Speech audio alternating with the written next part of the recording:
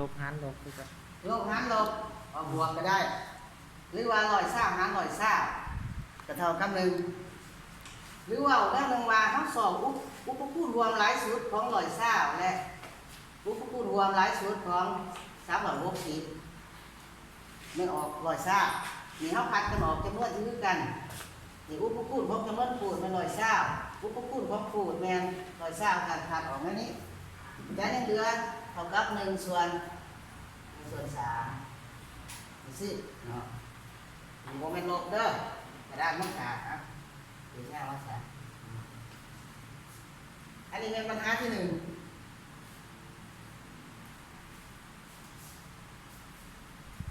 วันนี้เขาปัญหาที่2ก้าวขึ้นคูณรวมของเลขส่วน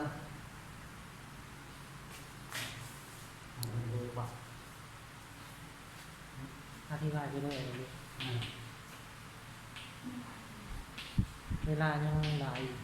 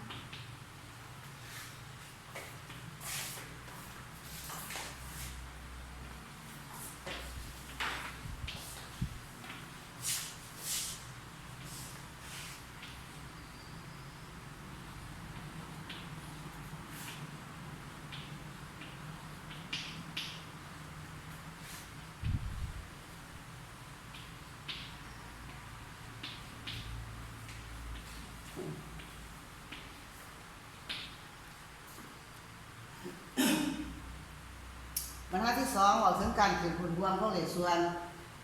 แม่นการเฮ็ดให้คูณของเลขส่วนเป็นจำนวนเดียวกันตัวอย่าง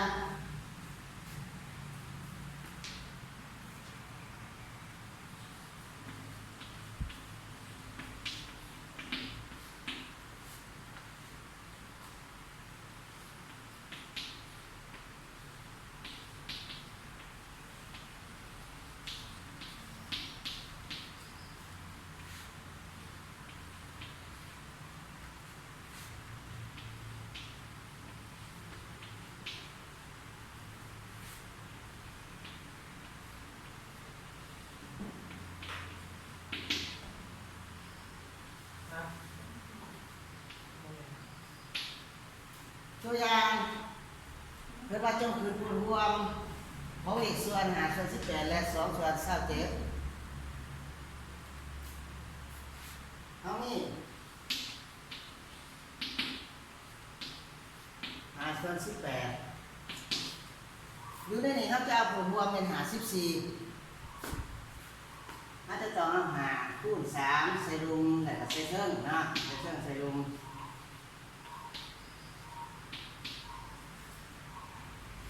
เท่ากับ15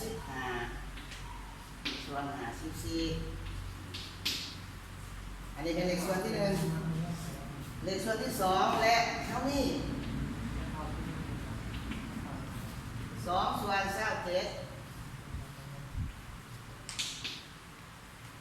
จะเท่ากับ2คูณ2ส่วนให้27คูณ2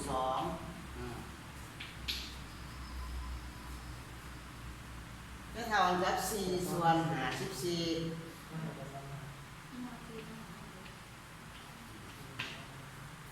มาเนี่ยแสดงว่าเลขส่วนแสดงว่า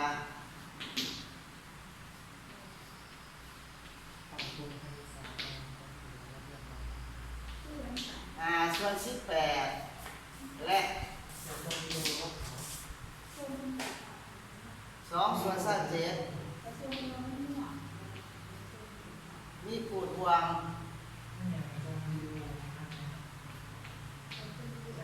มีคูณรวมเดียวกันแม่น54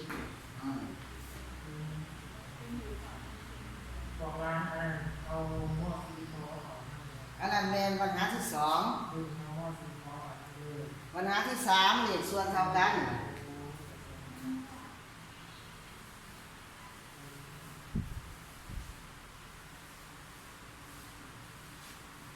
ลดเอาได้เด้ออันนี้เป็นใจความเมื่อกี้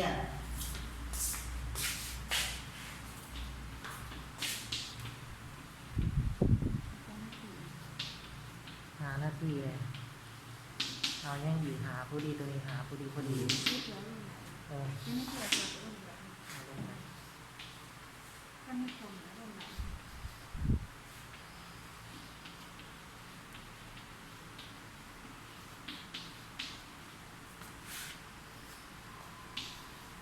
ตัวไรบ้างเราเป็นนะ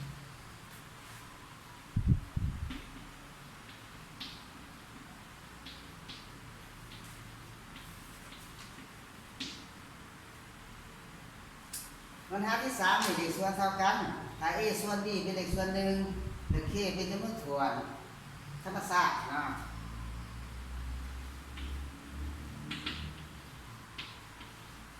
เอาไปได้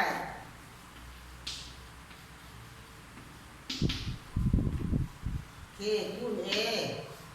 ส่วนใน k คูณ b จะเท่ากับ a ส่วน b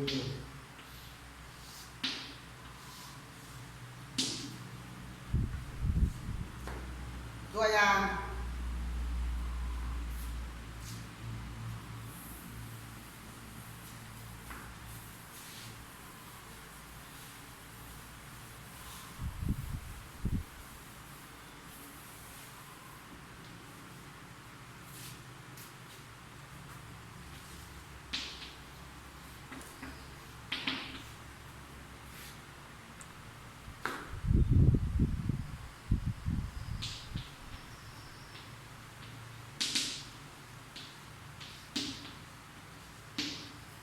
่าง5 ส่วน 3และ20 ส่วน 12เลยไม่เลขส่วนเท่ากันหรือบ่สมมติว่ามันถามเอาได้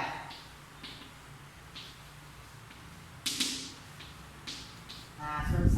3จะเท่ากับ5คูณ4ส่วน3คูณ4จะเท่ากับ20 ส่วน 12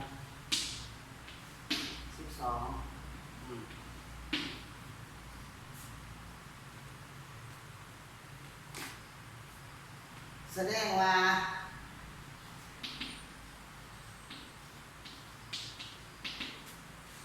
เลขส่วน5 ส่วน 3นี้จะเท่ากับ20 ส่วน 12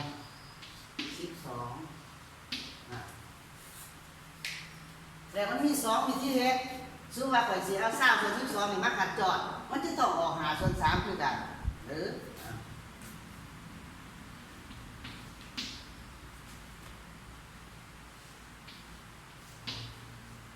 ก็สิเป็นเขาที่อันนี้ว่า 20 ส่วน 12จะเท่ากับ4คูณ คุณพระ 5ส่วน3คูณ4 ขั้นจะทายเนี่ยอะไรจะกดนี่ด้วย นี่คำว่าขัดจร4ตัวเทิงกับ4ตัวลงเพราะว่า4นี่เป็นอุปคูณรวมของ20และ12จะยังเหลือแต่ว่าเท่ากับ5 ส่วน 3ตัวเทิงและ5ตัวลง3ก็แสดงว่า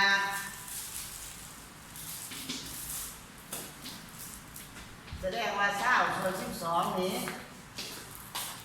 ก็เท่ากับ1 ส่วน 5 ส่วน 3เดียวกัน5 ส่วน 3เท่ากับ20 ส่วน 12หรือว่า20 ส่วน 12เท่ากับ5 ส่วน 3สำหรับใจควบของบทนี้และในบทสำนักเดี๋ยวพักไว้หนึ่งไอ้บนทุกนัดเลย บทฝึกหัดเลยวะบทฝึกหัดเลยนะแก้บทฝึกหัดเลยเลยแก้เลย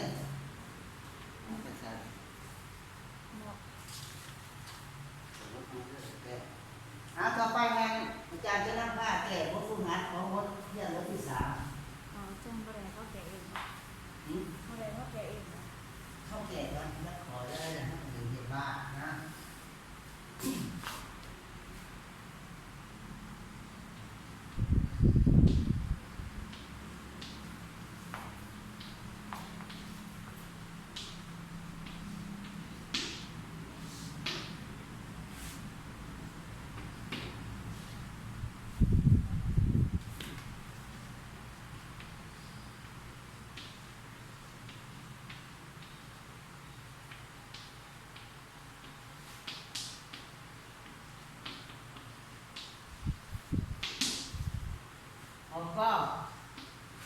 ลบสองส่วนสี่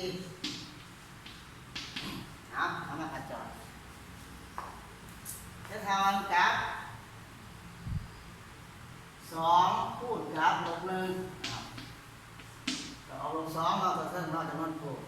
ส่วนไหนสองคูณกับสองอันนี้เป็นคูณตัวลุมถ้ามาขัดจอดสองตัวเพิ่มกับสองตัวลุมฐานมีสองตัวใดก็ได้เอาตัวใดก็ได้ขัดออกจะยังเหลือแต่ว่าเท่ากับลบหนึ่งส่วนสองนี่ขอก่อน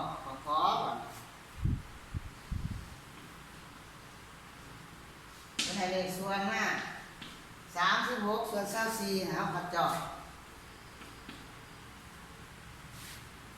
ขัดจอดไปเท่าละหน่อยก็ได้หรือขัดจอดมาเดียวก็ได้สมมติว่าขัดจอดไปเท่าละหน่อยไปเอา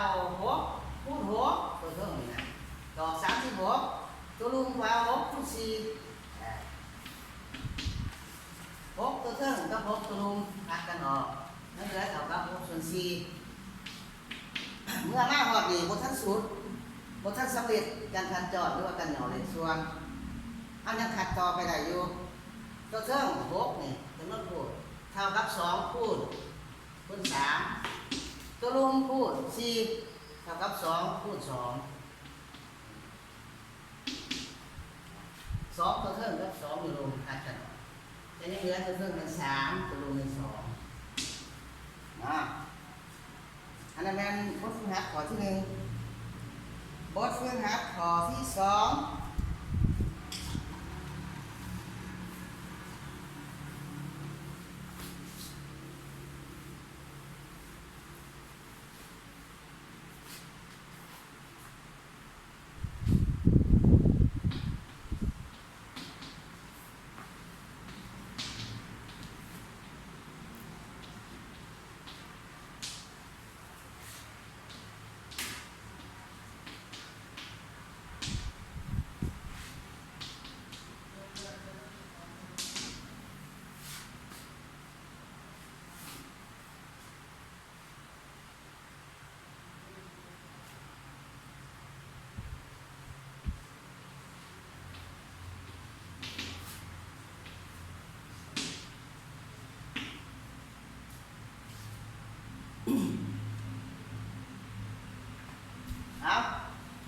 บท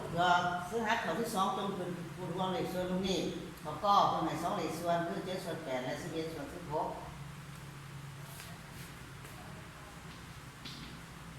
เอาได้7ส่วน8จะเท่ากับ7คูณ2ส่วนให้8คูณ2เท่ากับ14ส่วน16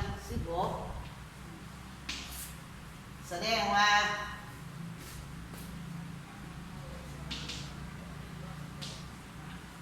เลขส่วนตัวนี้ครับมันจะเป็นแค่สอบเพราะว่าสอบเป็นตัวเดียวนี่ก็ได้ออกเลยคูณรวมมันเป็น16การคูณรวมเป็นการเรียนในคูณของเลขส่วนเป็นจำนวนเดียวกัน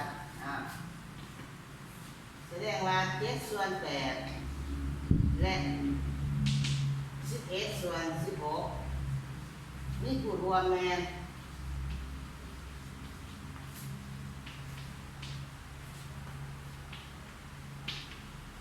16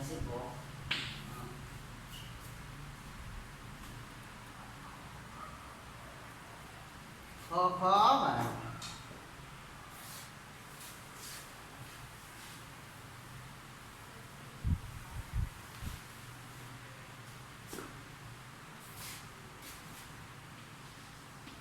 ขอเป็นในเลขส่วนลบ3ส่วน4และส่วน6เป็นในเป็นคูณรวม2เลขส่วนนี้ตัวนี้เราจะต้องในเหตุเมื่อ2เป็นคูณรวมเมื่อ2เลขส่วนได้ลบ3ส่วน4เขาจะเอาคูณรวมว่าเพิ่มเขาสอบที่มีคูณรวมของมันที่มีคูณรวมหน่อยสุดของ4และ6แมน12แสดงว่าลบ3ส่วน4ไม่เท่ากับลบ3คูณ3 ส่วนไหน4คูณกับ3ก็เท่ากับลบ9ส่วน12และ5ส่วน6ก็เท่ากับ5คูณ2ส่วน6คูณ2ก็เท่ากับ10ส่วน12มาวันนี้เราจะเห็นว่า2เลขส่วนคือเลขส่วน3ส่วน4และ5ส่วน6แม่นมีอยู่รวมเดียวกันแล้วคือ12แสดงว่า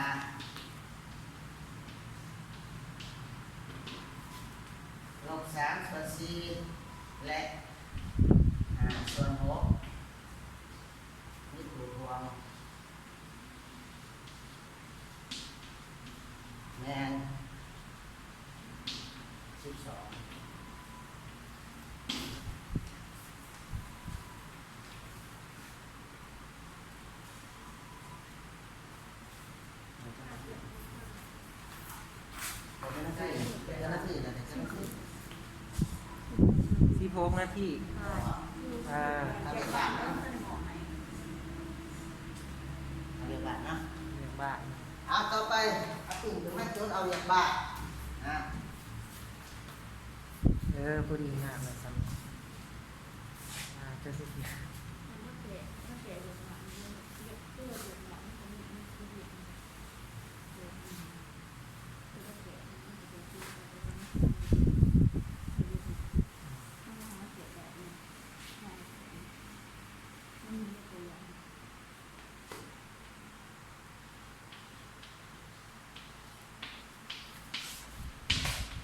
ไปยับเขาดูสิ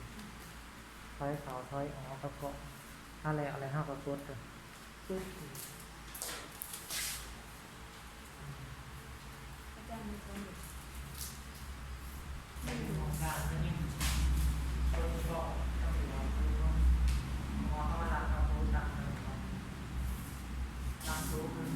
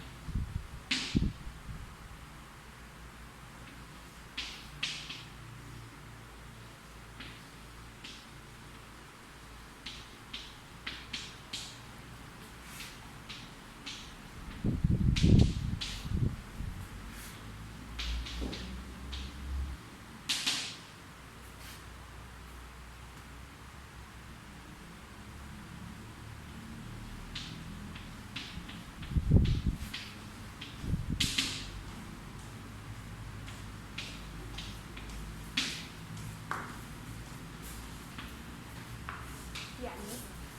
อย่างว่าโดนเลยโอ้แล้วมีกล่อง มันต้องเอาไปเบิดนะ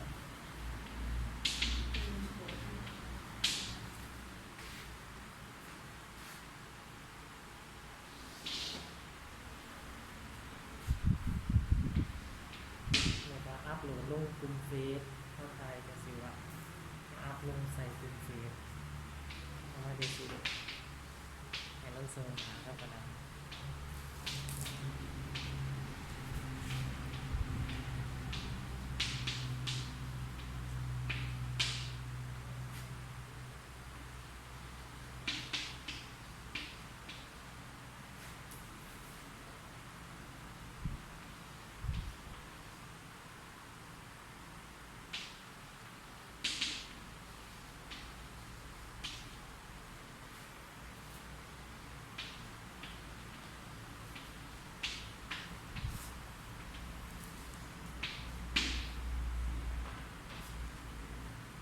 เรียกบ้านสามข้อ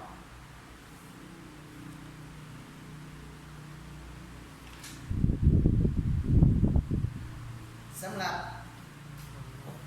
มายืนซื้อนี่เลย สำหรับการเรียนวิชาคณิตศาสตร์ในปีนี้เป็นบทสำนักเนาะมีทั้งบทใจกว่าบทเรียนมีทั้งนับพาแก่บทฝึกหัดมีทั้งให้เวียกบ้านและเวียกบ้านนี่ให้พวกร้านส่ง มาใส่เฟซบุ๊กนี่ มาส่งมาทาง Facebook ของอาจารย์ และมือที่ให้ส่งแมนวันจันทร์วันประหัสนะส่งวันประหัสอย่าลืมส่งวันประหัส เขาก็ นะเขาขอบใจ